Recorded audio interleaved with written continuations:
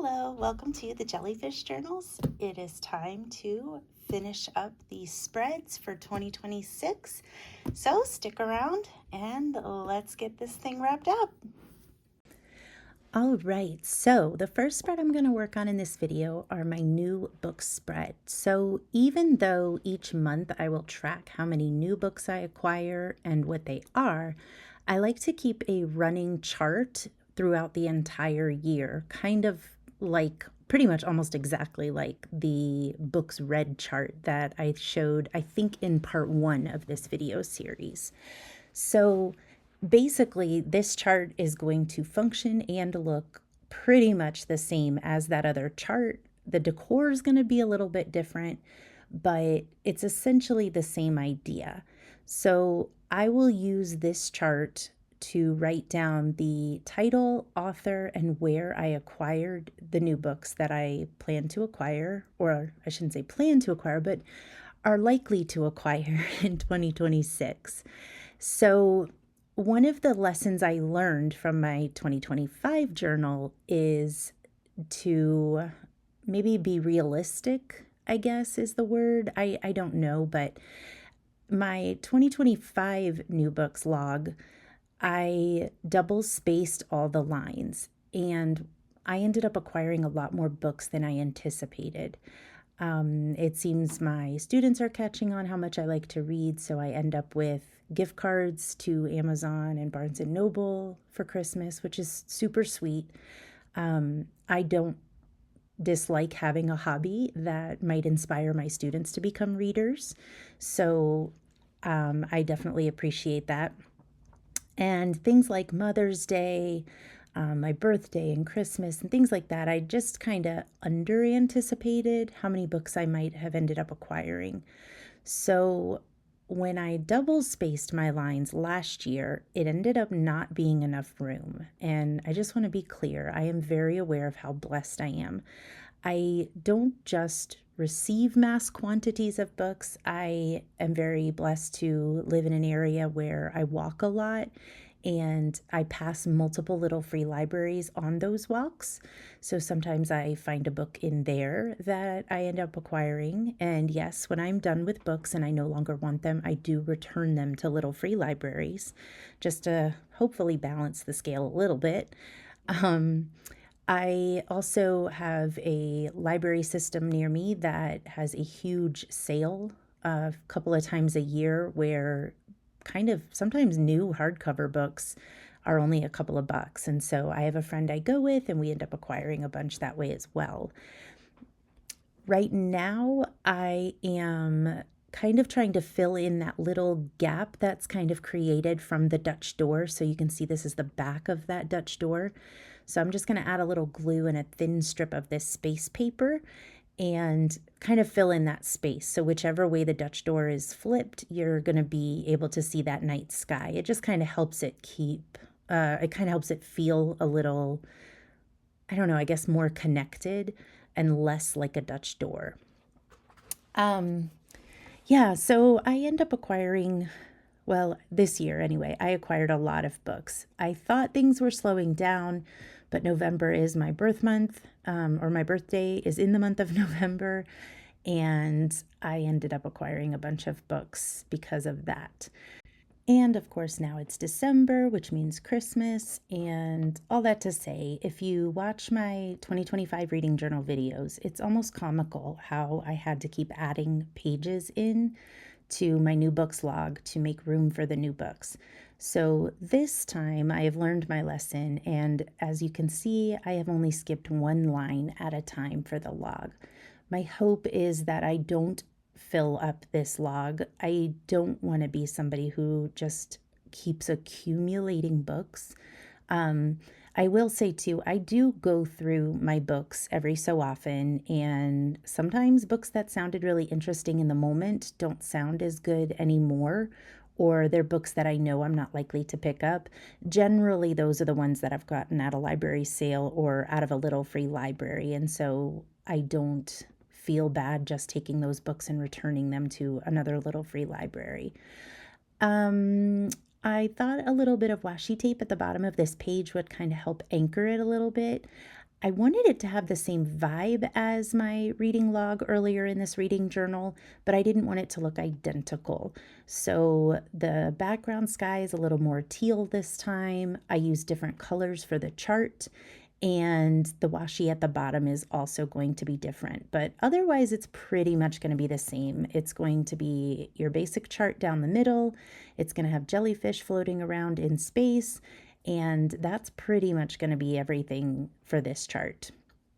Now, obviously, if I do end up acquiring a bunch of books again, I'll have to get creative again and add some Dutch doors back in and make it work. But I think I gave myself space for 120 books, which to me sounds completely ludicrous, but I don't even want to say the number of books I acquired this year because it's a little embarrassing. Although I have seen it said that acquiring books and reading books are different hobbies, so maybe I'll just count it as another hobby. I don't know. I love putting something down the crack of the book. I know it probably weakens the spine a little bit, but something about it visually makes it look like one big spread as opposed to two separate spreads. You'll see in the last spread I create in this video, the spine of my book, well, I guess that crack where the pages are is coming apart a little. Not the integrity of the book, but I guess just where those pages were specifically was pulling apart a little bit. I don't feel like the book is coming apart whatsoever. It might be a little easier to see when I get to that last spread, so hopefully I remember to remind you.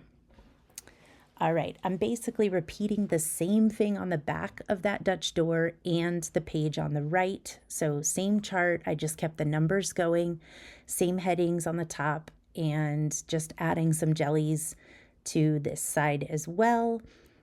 I kind of love scattering these little things all over the place. And if I trim off a piece of a jellyfish like this that is large enough, I do save it. That way, if I want, I can put that piece over on another side of a page that's going to look like half of a jellyfish there as well. I hope that made sense. All right, on to my A to Z spread. This is one of two spreads that essentially stayed exactly the same as 2025. Well, maybe I guess one of four if you count my reading log and my new books log I just did. So basically I have drawn 26 boxes and I've used different color markers to outline those boxes. And now I'm going to take all the letters with those holographic stickers, put them on the black glitter paper, and then trim around each one, kind of like I did, well, pretty much exactly like I did for the A to Z character spread, which I think is in the first video of this series. So last year I took those letters and I wrote them in each box, but this time I decided for the sake of continuity, I love the way these holographic stickers look on the black paper.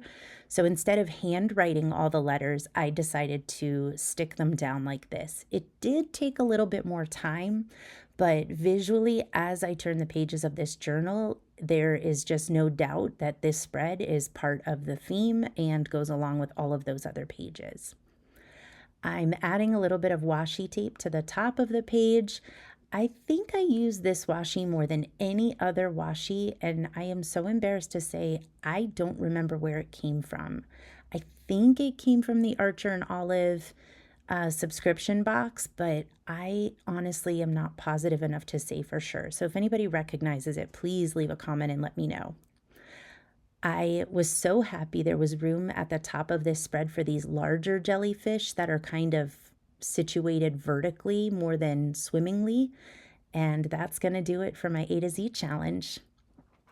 On to my quote page.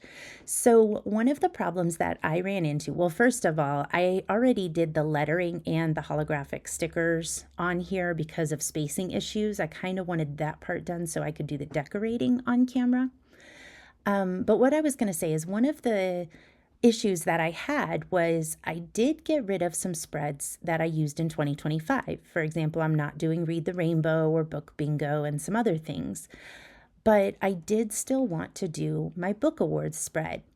However, when I replaced those spreads I was taking out with new spreads like the A to Z character spread and the the Pages in Time spread that was in the previous video, I realized I did not leave myself any space for book awards. So I was not panicking, but just a little nervous about it. And I decided that this quote page could be a really great place to kind of double up. I did look through all the pages. I could not find another way to work it. In the end, I decided that all of this sky in the background was a great place to layer those little doors over it that have each of the book awards categories, I guess, on the front of the door. So I used some of the vellum that had the holographic stars on it, and that came from Journal Say, I believe. And I just put the categories on the fronts of each of these little doors, and then you'll see I take a little bit of washi tape, put it alongside the side of the door, and when I decide which books win each category at the end of 2026, I will glue the covers underneath the little vellum doors. So this is kind of how I decided to arrange them. I did have to glue down the washi tape, mostly because you can see how much I'm manhandling it, and no fault of the washi, but the more I handled the washi, of course, the less sticky it was going to be. And since I really didn't want these doors to fall off or come off of it too much, I did decide that I was going to pull off the ones that I stuck down already, just add a little glue on the washi and then stick it down just to kind of strengthen it a little bit. I really am glad that I decided to go this route. The book awards didn't really need a lot of space in the reading journal, so I'm glad that I decided to double up with the quote page because I loved this quote. I'm a jellyfish glowing in the dark sea, bright and brilliant, just waiting to be discovered. I thought that was such a sweet little quote. Somebody in the comments recommended a really good quote that I wish I had known about beforehand because I might have used that instead. I cannot remember the quote, but it had something to do with space. But I had already written this out and done the stickers, and I just decided to leave it. I added some vellum clouds, if you will, throughout, just to kind of add a little bit more of that vellum. Not sure I love it, to be honest, but it's fine. The purple you see there is just from the glue stick. It does dry clear, but it takes a little while. And a couple more of those larger jellyfish in the middle. Again, I was so happy to have a place to use the larger jellies. There is the bell of a jelly that was left over from another cut sticker, and I just decided I was going to have some fun and let them swim all over space here. You might have also recognized this is the same paper that I used in the new books log that I did at the beginning of this video. Sometimes having a sticker go off of the page is a great way to make it feel like, I guess, like life goes on or like it continues on. It isn't just limited to the page. So I do like saving the ends of tentacles and things to stick down. I think it just makes it look kind of fun, like there really are jellies swimming all over the place. I believe that's my last jellyfish here. So on to the next spread, which is my year in review spread. So this is the other one I said that is going to be pretty much exactly like it was in 2025. That spread functioned very well. I did not see any need to rethink it. So the colors are different because they're going to go with this theme. The decor is going to be different because it will also go with this theme. But the general layout and structure of the chart is exactly the same as it was last year. And, oh, pardon me, my tip for that is just, if you have something that works and you like it, don't feel like you have to recreate everything just because it's new. I did not see any reason to change this. I did not want to put a lot of thought into it. So I just took out my old journal, my current reading journal, and I just copied. I copied the size, I copied everything that was in here. The only things that changed were the things that needed to change to go along with this theme. So on this chart is where I'm going to record my totals for each month of the year. And then over here where you see me coloring with the marker, that's where I'll write the final totals for the entire year. So on the left, I write down all the months of the year. And I'm going to stop and add a little bit of decor here, but I'm going to keep talking about what I do on the chart. Then across the top of the chart, I will write the number of books I read that month, the number of pages read, how many books were digital, print, or audio, how many books were newly acquired, how many books I did not finish, or DNF. And then the final column is going to be any notes. And I found that to be really handy because that was a place where I was able to write down, for example, if I acquired a ridiculous amount of books, it was easy to write down, oh, it's May, it's Mother's Day, it's Teacher Appreciation Week. That's when the library has their giant book sale. And so that explains why there are so many books that month. Maybe there's a month where I read a little bit less than normal or a little bit more than normal. And I liked having a notes section to just kind of jot that down. Why was that number a little different than other months? So I kept all of that exactly the same. And then over on the right, that's where I'll put the totals for the entire year. So the total books read, pages read, print and digital audio, how many new books, and how many books I did not finish. So once I had those main things put down for this page, it was time to add some decor. So I still had some of these jellyfish that I loved, and I really wanted to incorporate all these colorful jellies. So instead of putting a space background on this page, I opted to put as many of these colorful jellies as I could with a little bit of a torn paper effect, just to keep it from looking too straight-edged, I guess. So I've got that jellyfish over on the left. I've got the one at the top right, and then the one at the bottom right, which is probably my favorite. I love the way the tentacles look there. I'm going to add this header of totals over here to the right. I hand wrote that out last year, but again, like I mentioned before, I really wanted to incorporate that kind of lettering everywhere I could in this journal. It dips a little bit into the notes section, but I'm not too worried about that. Then it's time to come in and add some jellies. And so, you know, I love my holographic jellies.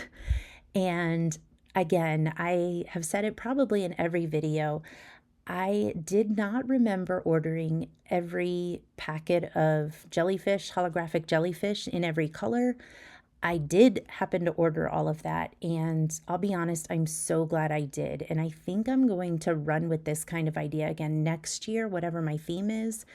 I want one element that just carries throughout everything.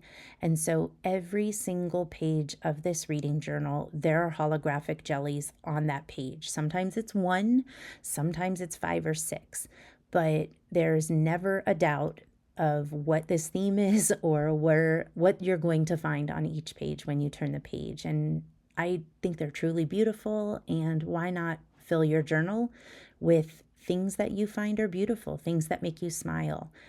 I say whatever is going to have you continue to return to your journal and use it is worth sticking in there. And I love jellyfish, so the more the merrier, I suppose. All right, cutting out that last little bit of the jelly there, and that's going to do it for my year in review spread. And the last spread is the one I've been the most nervous to create, and that is my Jellyfish Reading Challenge spread. So I created a reading challenge. I'll link the video at the end of this video. And the idea is that for each of the prompts, you earn a different jellyfish species, and the prompts are connected to that jellyfish species. So what I'm doing here, kind of like the ABC challenge spread, I drew 15 little boxes and outlined them with markers, and then I cut out 15 little doors. And what I did is I used that Archer and Olive notepad. My mom got that for my birthday. And I decided to use that because the paper is just a smidge thinner, and I knew this would add a little bulk to it. So I then added a little strip of washi to the side of each of those little doors, and now I'm going to glue on some of that glitter paper over the top. I am gluing it over the top of some of that washi just to make sure that washi stays in place. And then I'm trimming off the excess washi off the top and the bottom of the door. And the idea is that I'm going to stick them down just like this. And then I'll have these little doors that I can open and put the cover of the book underneath.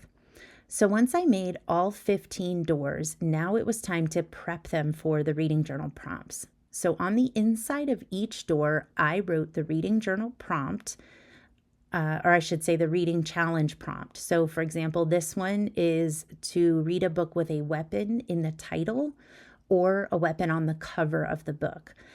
And once you do that, you'll earn the mauve stinger jellyfish species, which is special because the bell also stings the top of the jellyfish, which is not normal for most jellies.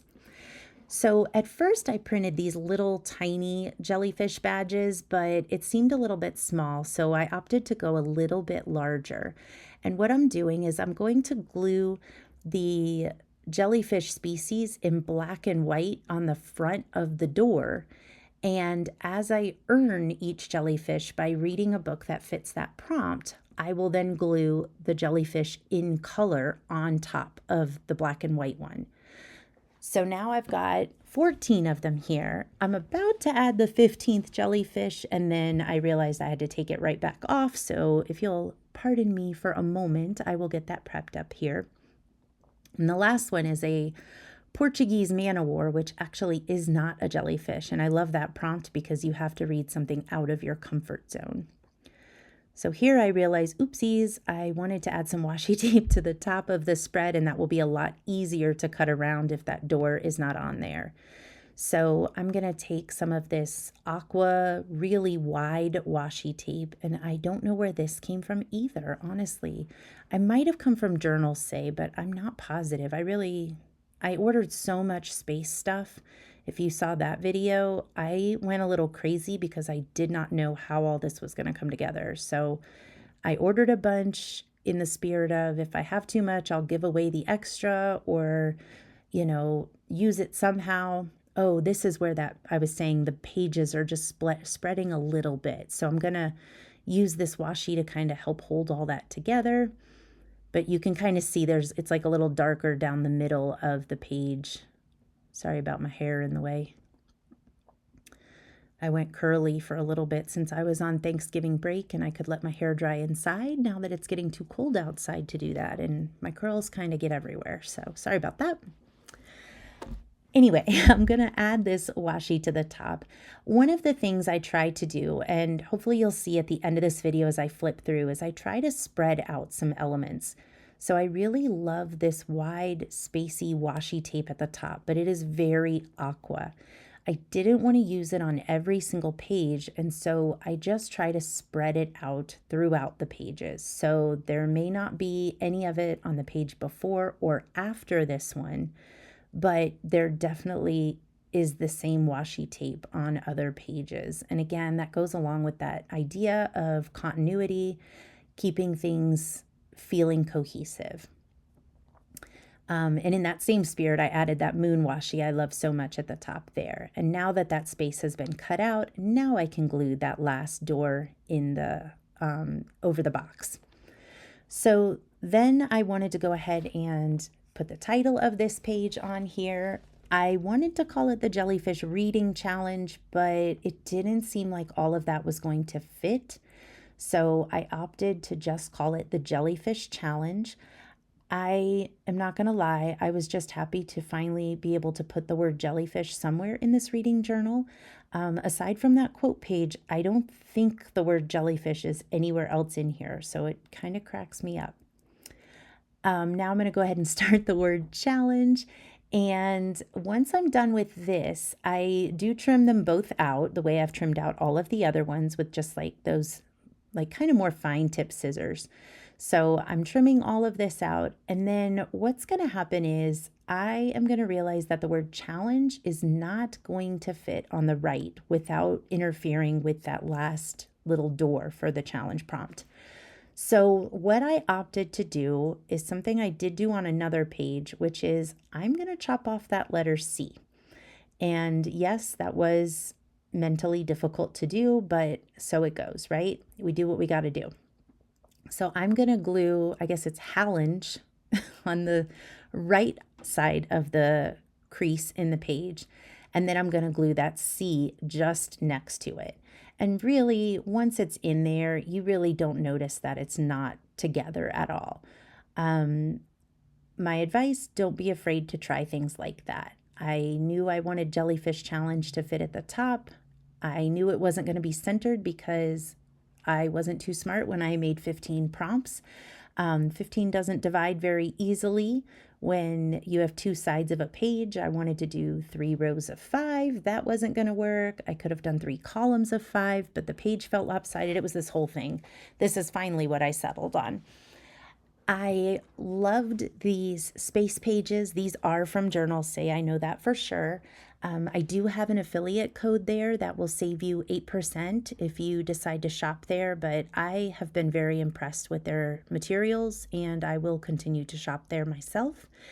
But I just love the black outline. I love all the different colors that come into play in these little space pages. And I have only used them in 2 other spreads. I used it on my name page and I used it on my genre tracker. And so again, it's not an element that you see a lot in the reading journal, but it does pop up from time to time. And so it adds to that vibe of you're still looking at the same. I guess the better way to say it is you're still looking at something created by the same person. Maybe that's what makes it feel cohesive. It does look like one person created all of this. I am in the last little bit of this, of course, which is where do the jellies go? And so you're going to see me playing with that a bit. Some of the jellyfish were printed on a kind of more rectangular piece of plastic. Like if you look at the top left, you see that there. And some of them were trimmed out a little bit better. So all I have done on some of these, if there was too much plastic around it, like the one in the top left, then I just will take that and trim off what I don't need. They're super easy to trim and it just makes it a lot easier. I think the only drawback to these stickers is that extra plastic is very shiny. And so that's why at the end of each spread, I have picked up the page and kind of tilted it off it like side to side under the light so that you're actually able to see the jellyfish a little bit better without it just catching the reflection of the plastic in the light. In person, it looks fine. So I'm not worried about it at all, but just on camera, it just looks a little different. This was another one that had like kind of a rectangular plastic shape around it that wasn't given the vibe I wanted. And that's going to do it with this last pink jellyfish down the middle. This is my last reading journal spread, my jellyfish reading challenge. All right, so as of December 2nd, I am done with my reading journal spreads. So let's take a look, and if there's anything else that I need to add to a spread or do to it to finish it completely before 2026, I will make sure to mention that. But let's go ahead and look together. So this is going to be my name spread, my name page. Very happy with that. I love the blue flowers on the side. Even though they're flowers and leaves, I think they go with the theme. Then we have here my 2026 title page for my reading journal. Again, I've said it before, but this is a pocket. I am probably going to just put a card in here that's a swatch chart of all the markers that I need for my theme, so they're easy to pull out and find later. I am still debating if I want to put a second card in here or use the back of that same card for books that I have loaned out, which is what I did in 2025. This is my quote spread, and it's also my book award spread. So these are little doors, and I will glue the cover of the book that wins that award at the end of 2026. So my best memoir, the prettiest cover, the ugliest cover, the shortest book, the longest book, and the worst book. And those will all get glued under, but not till the end of next year. This page still has a long ways to go. This is my 25 and 26. So I've already started choosing some of the books that I want to read, but not being through December yet. I want to make sure I don't read any of those in 2025. I also don't know what books I may acquire this month, whether it be for Christmas or just by luck at a little free library. So I don't like to fill this out too soon. I like to wait till it's closer to the end of the month. I might start putting in some that I know for sure are going to go on here, but I do want to leave some of this empty just in case. This is my reading log. So this is for the books that I will be reading in 2026. And I believe this goes up to 140. I do not have aspirations to read that many books, but I always say you never know. I may end up, knock on wood, breaking both my legs and stuck with not much to do besides reading books for months on end. So who knows, right? All right.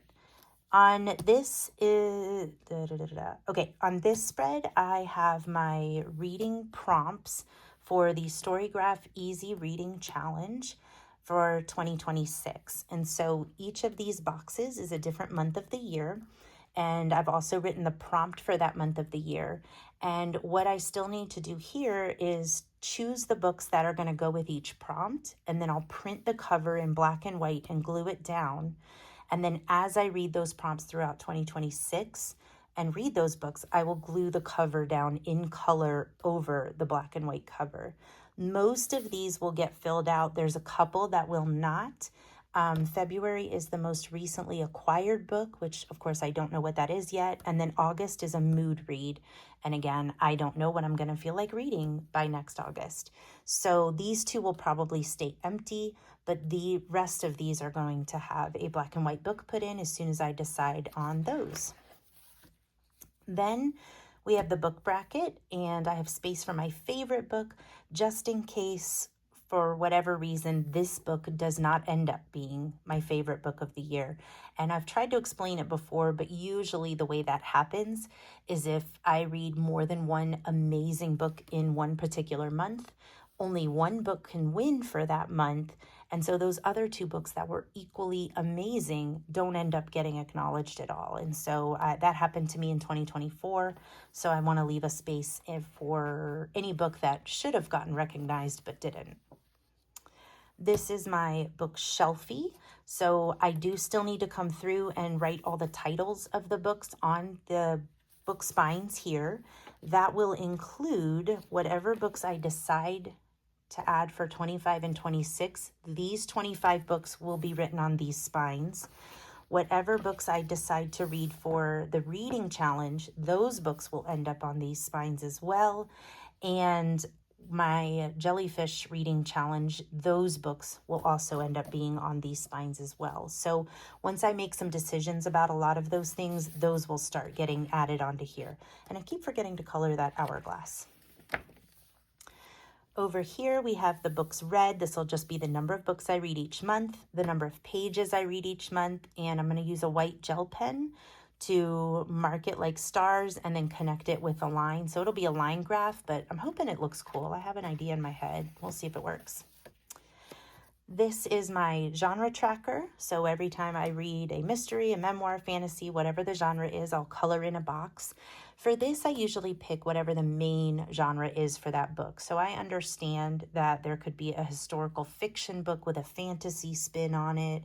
I understand that a classic could also be a mystery, think like Agatha Christie, those kinds of things, but I usually just pick whatever the main one is. And if you can't tell, I mostly read thrillers, so I gave myself the most room.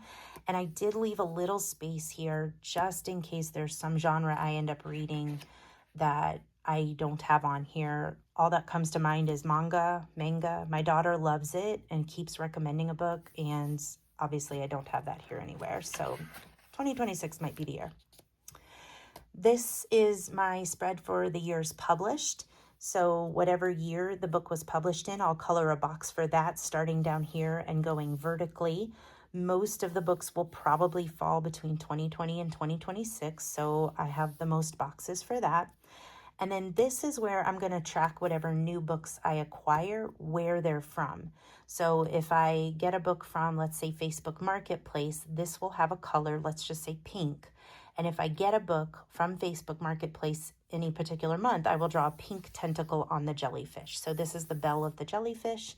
And by the end of 2026, my thinking is that there will be different color tentacles coming down across the page to track those books.